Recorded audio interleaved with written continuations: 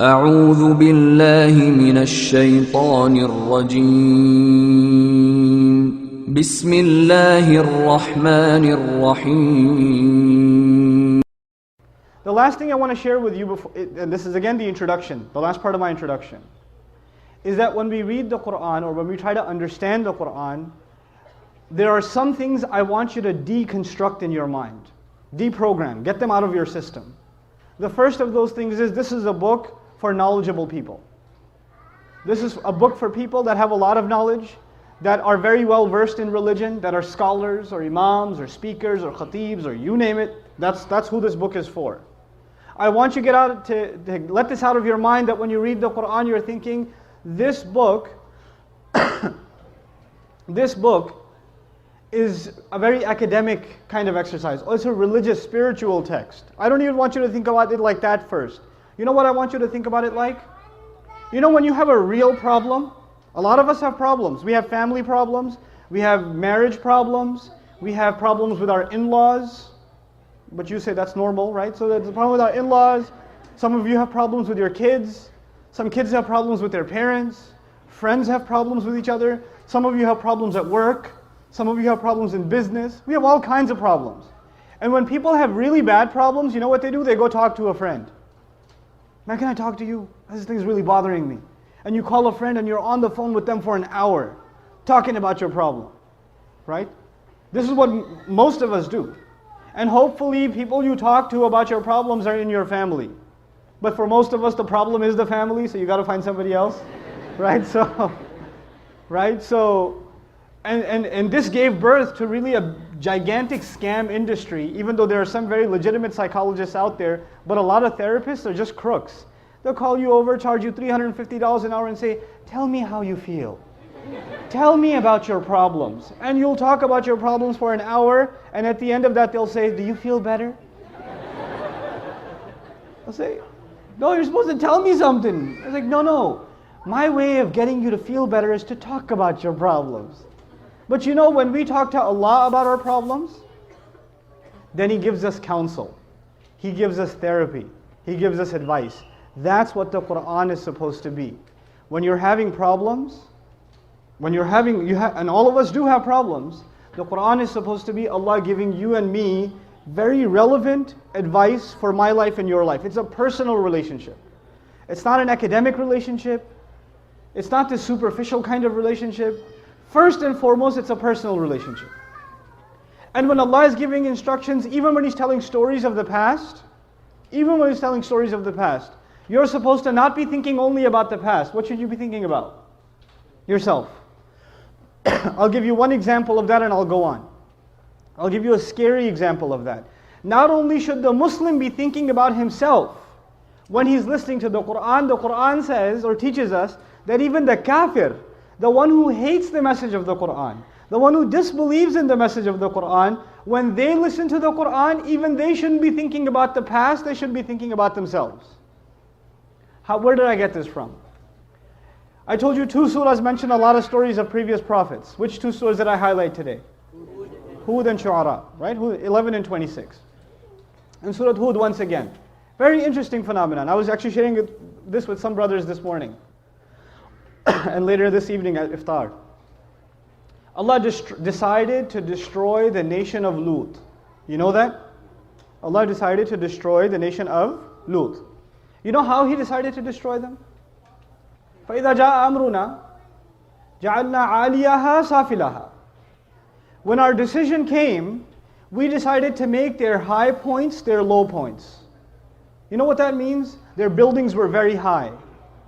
And Allah said some kind of earthquake, tornado, hurricane, whatever He sent, but those buildings started caving in. The roofs, the ceilings started collapsing. And the buildings are falling apart because of these earthquakes that are coming on this nation.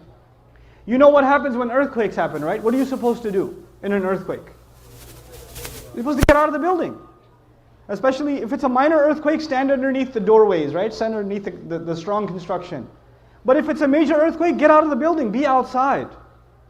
Allah says everything that was high was made low. Not a tree is standing, not a roof is standing, everything's destroyed.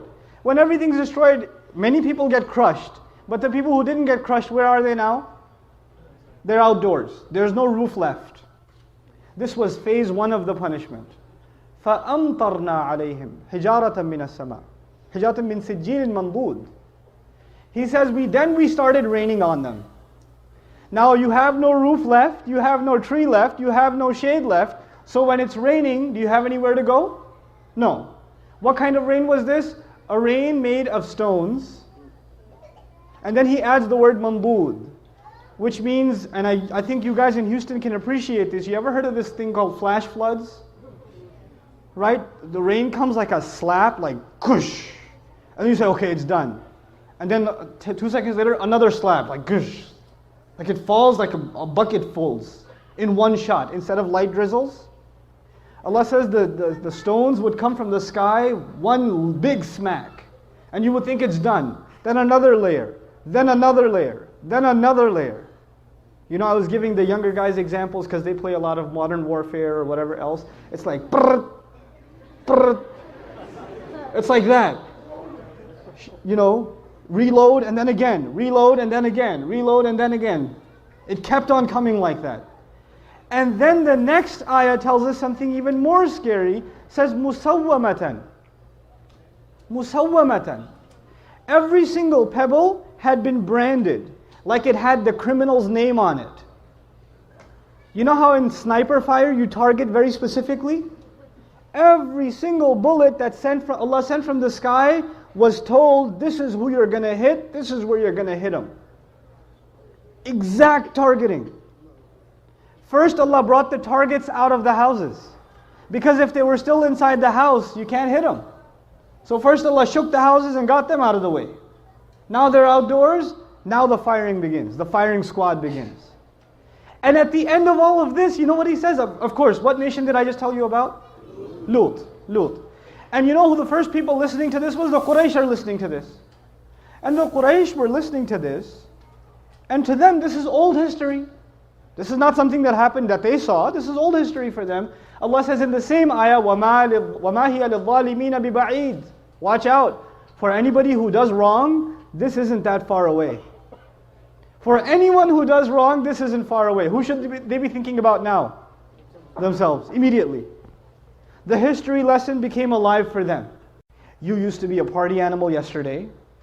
This Ramadan, you turn back to Allah and you've discovered Islam. And all of a sudden, you want to become the preacher in your family and tell everybody that they're wrong and that they're doing haram. Before you do, you need to get a little credibility, don't you? Before you open your mouth, before you start yelling at your uncles, right? Before you start giving them the khutbah, you come and hear the khutbah and you say, I'm going to do this at home. That's a good point. My dad needs to hear this one. This is going to make a great point of argument, right? A lot of excited young people do that. They discover the religion, they hold on to it, and they use it to debate with family, right? When you do that, you're basically abandoning what the messengers did. You have to have a little credibility first. When you turn to the religion, you become the best son, the best daughter, the best husband, the best wife. Speaking of the best husband, I want to tell you a story. A really good one on this subject, making people conscious of Allah. You don't just invite people to have taqwa of Allah with your words. Your character says a lot. A friend of mine, he became a friend actually on a short trip, told me about how he was raised in a Muslim family. He's Guyanese origin, and in Guyana there's Muslims that are committed and there's Muslims that have mixed their religion with Hinduism, and some Muslims that are just Muslim by name and they've completely almost lost everything of the religion. They almost know nothing of the religion. And he was of the latter type. He almost knew nothing about the religion. So as he was growing up in New York, he almost completely just wasn't even practically Muslim. He used to, get into fights with his mother. He went to jail a couple of times. He was in gangs, all kinds of stuff. Later on in life, he decides he wants to, he's looking for God. And he knows at least by name he's Muslim. I think his name was Muhammad or something, right? By name he's Muslim, so he should look into what religion first? Islam. So he starts looking into Islam, starts going to the masjid, starts learning how to pray again, becomes more serious. At the time he was, he had married his girlfriend who was Christian or whatever. Right? He starts becoming more serious about the religion. And then his wife notices that he's praying. And the beer is gone from the fridge. And he's not going out with his drinking buddies. And he doesn't go to Atlantic City on the weekends. He's a different guy. Something's changed, And he doesn't say anything to her. Just on his own, he didn't yell at her, didn't tell her to, put a hijab on or whatever, lose all her friends. He didn't do any of that. He went to a scholar, and I make dua for the scholar that he went to. He didn't tell me his name, but he said, I went to my scholar, and I told him, look, I'm becoming more and more aware of Islam, but my wife, of course, is a Christian, and she's not even a practicing Christian. She's just kind of what I was before. She's exactly like I was before. How do I help her? He said, don't tell her a thing about Islam, just be the best husband you can be, and to do that, just study what kind of a husband the Prophet was. Just do that. Don't worry about what you need to tell her. Worry about being the best possible husband, and that is the sunnah of the Messenger. The Messenger would buy his wife gifts. The Messenger would joke with his wife. The Messenger would spend time with the mother of the believers. The Messenger would praise and compliment the mother of the believers. I'm mentioning that on purpose, guys. He would compliment them. You guys eat the first morsel of food in iftar, like, And the wife says, what? You go, nothing. Right? You drink, some of the desis here drink the first little sip of lassi. Look, I know the economy's bad, but are we really that short on sugar? Very painful for you to say a compliment. I understand, especially for those of you that come from my original country, Pakistan. For you to give a compliment to your wife can cause an ulcer. So I understand, but it's a sunnah, guys. Good food. That's amazing. And our wives, the sisters are so used to hearing nasty things from us, that when we say nice things, they get freaked out. Like if the husband just says, you look really nice today. She goes, what do you want? She gets worried, like he's up to, we got to fix that. That's a problem. It can't be healthy. So he starts doing these things with his wife.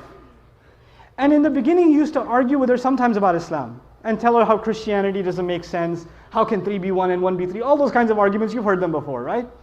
And none of those would work with his wife. None of them. He's like, no, I'm a Christian and that's it. Jesus is in my heart. Leave me alone. 3 years go by. He stops talking to her about Christianity and how dumb it is or whatever. Stops debating with her. He's just being what he can be as the best husband. And one day he's making maghrib and his wife joins him in salat. And he's in salat. It messes up his salat. Right? What's happening here? Right? Yeah. Can we go a break for after 5 minutes? Yeah, we can give a break in 5 minutes, sure. For 10 minutes because they have to move the Sure. So, he gives, after salat, he looks at her and he goes, what happened? And she goes, what? Nothing. And he goes, no, you have to tell me what happened. And of course she says what pretty much any wife would say, it's complicated. All right? But eventually she tells him, and she tells him, look, I've never seen a husband like you. My dad wasn't like that. I've never seen a father like you. The way you are with our child, I've never seen a father be like that. It's so beautiful. This religion can't be wrong. It can't be wrong. This is ittaqullah. You see how aware you are of Allah in your life. Right? It's not how many ayat you've memorized, how many ahadith you know, how much knowledge you can spit out at someone, how many quotes from scholars you can deliver. It's not about that. How are you living your life? People can see that. You're calling people to the taqwa of Allah. حَقَّ تُقَاتِهِ وَلَا تَمُوتُنَّ إِلَّا وَأَنْتُمْ مُسْلِمُونَ. And that's the next part. In 5 minutes I have to give you a break because some people have to get their cars and park them like they would at work. Right? But what I want to share with you in these last 5 minutes is وَلَا تَمُوتُنَّ إِلَّا وَأَنْتُمْ مُسْلِمُونَ. This is item number 1. There were 3 items, right? This is the first item. Don't you dare die except that you're Muslim. One of the most important things we have to do as families is we have to talk about death. As families. Not in speeches, not in khutbahs, as families. Not if I die, when I die. People say, if I die, do this, this, this. No. When I die, do this, this, this. When I die, make sure please make dua for me. Even to young, like teenage kids, early, when they're just getting their consciousness, make them aware of death. If there's an opportunity to go to a janazah, take your family, take your kids especially. Let them see a janazah. Let them see the burial. I know about the sunnah about the women. But other than that, I'm talking about just actually being aware of death. And the best way to be aware of death and to be aware of our mortality also is that we have to take our children out of their comfort zones. I'm telling you, wallahi, wallahi, even the ones of us that are not doing that well in this country, that have minimal, jobs and are barely getting by in their apartments, we're still living like kings compared to people in the rest of the world. Our children have a lot of luxury. Even in those of you that are living in small apartments, you open the fridge and there's 4 different kinds of soda and 3 different kinds of juice. And there are people that haven't had clean water for weeks, right? We have a lot of luxury and our children are used to it. We're used to it. We have to take ourselves out of that sometimes. We have to take ourselves out of that. Even for a little bit, to put life in perspective again. And that's really important. Because when our children we just become accustomed to luxury all the time, and we start getting used to it, we forget what we really are. What we really are is dirt. Allah created us from it, and we'll go back to it. That's all we really are. And a human being forgets that, right? The higher up he goes, he forgets where he came from. We have to remember where we came from. This is the first agenda. I haven't even talked to you about the laws of Islam and prayer and hijab and beard and this. And none of that stuff. All I'm talking about is just be aware of Allah, man. Just be aware of Allah. Be aware that you're going to die. That your life has a purpose. And you're conscious of Allah now so He can take care of you later. You forget about Allah in this world, He'll have you forgotten in the afterlife. After you die, what are you going to do? A disbeliever can deny the akhirah. A disbeliever can say there's no coming to life after death. But even a disbeliever cannot deny death itself. Death is a reality. That's going to come. If there's one thing that makes us, worry. I actually love Ramadan for that reason. How much time left? A couple of weeks, right? How fast did that go by? How fast? That's your entire life is going to be like that. My entire life is going to be like that. Ramadan, you know how fast it went by? That's how fast life goes by. It's a good training on how, how we say, only a couple of weeks left. I got to do this. At least those of you that care. I got to pray more. I got to finish Quran. I got to do this. I got to do that. I have a little bit of time left.